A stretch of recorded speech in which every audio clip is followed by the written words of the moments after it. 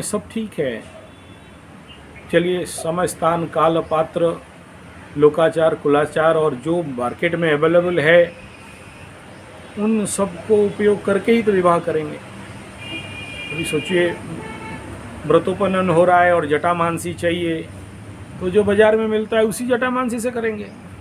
जंगल तो जाओगे नहीं जटामांसी लाने के लिए, और जो मार्केट वाला दे दे, बाज़ार और दुकान पंसारी जो दे दे, तो उसमें इन संस्कारों के ऊपर तो इफेक्ट आता है। व्रतोपनयन संस्कार एक बहुत बड़ा माने रखता है जीवन पे, एक परम उन्नति और जीवन का एक संस्कार होना। पहले संस्कार को समझना पड़ता है कि संस्कार माने क्या है, और संस्कार शब्द एक बहुआयामी विषय है।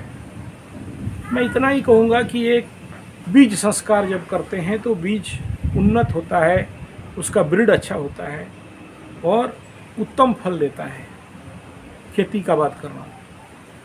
ऐसा ही मनुष्य जीवन में जब हम ये 16 संस्कार का बात बताते हैं तो व्यक्ति के जीवन में भिन्न भिन्न प्रकार के उन्नति, विकास और आंतरिक बाह्य जगत में एक स्टेबिलिटी, एक उन्नति, एक संस्कार, एक विकास होता है। कुछ करें नहीं करें, एटलीस्ट इतना तो कर सकते हैं। जो हवन कुंड है, आज बाज़ार में लोहे का अवेलेबल है बोल के लोहे के कुंड में, लोहे का यज्ञ कुंड में हवन करते करवाते आ रहे हैं। ये बहुत खतरा है। देखिए, पहला, लोहा को शुभ कर्म में तो उपयोग नहीं किया जाता, और आप सबको पता होगा अशुभ कर्म में जब दिया को आगे बढ़ाया जाता है तो लोहे का सिक्का से किया जाता है। और लोहा शनि है, शनि अशुभ और क्रूर ग्रह है। और आप सोचिए, भगवान, देवी देवता, ठाकुर जी घर में पूजा करते हो तो तांबे या पीतल का दिया जलाते हो, थाल में आरती करते हो।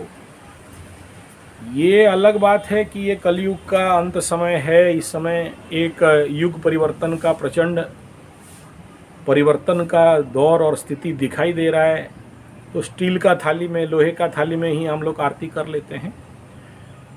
गलत है ये। तो हवन कुंड शुभ कार्य में प्लीज़ मेरा अनुरोध है, आपका बेटी बेटा का विवाह हो रहा है, शुभ कर्म हो रहा है, तो लोहे का, टीना का, एमएस का, एसएस का, स्टील का हवन कुंड का उपयोग कृपया ना करें। ये शुभ कर्म में इस प्रकार के द्रव्य वस्तुओं का उपयोग हानिकारक है।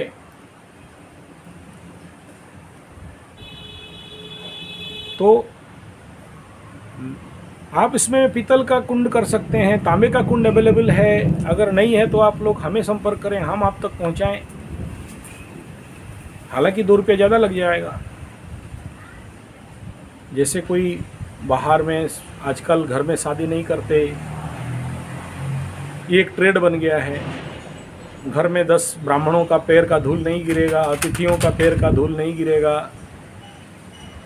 वो बाहर टाउन हॉल या फिर और कुछ प्रकार के लॉज, होटल, विवाह मंडप, फार्म हाउस मैरिज, ठीक है, आपका मर्जी। मैं यहाँ ये नहीं कहूँगा, सबके पास उतना बड़ा घर होता नहीं है। आजकल शहरों में कोई वो चिड़िया का घोंसला में रहते हैं 10 मोहल्ला 5 मोहल्ला के ऊपर, और वहाँ कहाँ विवाह का इतना बड़ा शुभ कर्म का अनुष्ठान हो सकता है। सच बात है। लेकिन जिनके पास सुविधा है, जो लोग गांव पे रहते हैं, घर में रहते हैं, छोटे से शहर में रहते हैं, उनका तो संभव है कि वहाँ बाराती आ सकते हैं, अतिथि और ब्राह्मण का शुभ आगमन वहाँ हो सकता है, उनका चरण धूल गिर सकता है, आपका घर इतने सारे अतिथियों के चरण धूल से पावन हो सकता है। चलिए ठीक है, बाहर भी करते हैं, कोई बात नहीं है, इसको भी स्वीकार्य है। लेकिन जो भी अतिथि हैं उनका शुभ सत्कार करें। ठीक है, बफे सिस्टम है, हमें कोई एतराज़ नहीं है भाई, वो बफे है, सब कोई खा रहे हैं, भीख मांग के खा रहे हैं, थाली लेके लाइन लगा के कटोरा खाते हैं। क्यों? विवाह में भोज्य खाना पीना सही तरीक़ा से होना, इससे क्या फ़ायदा, अगला वीडियो में बात करते हैं। लंबा वीडियो के लिए कुछ लोगों का कमेंट रहा, इसलिए मैं और लंबा नहीं बना रहा हूँ, छोटा बना रहा हूँ।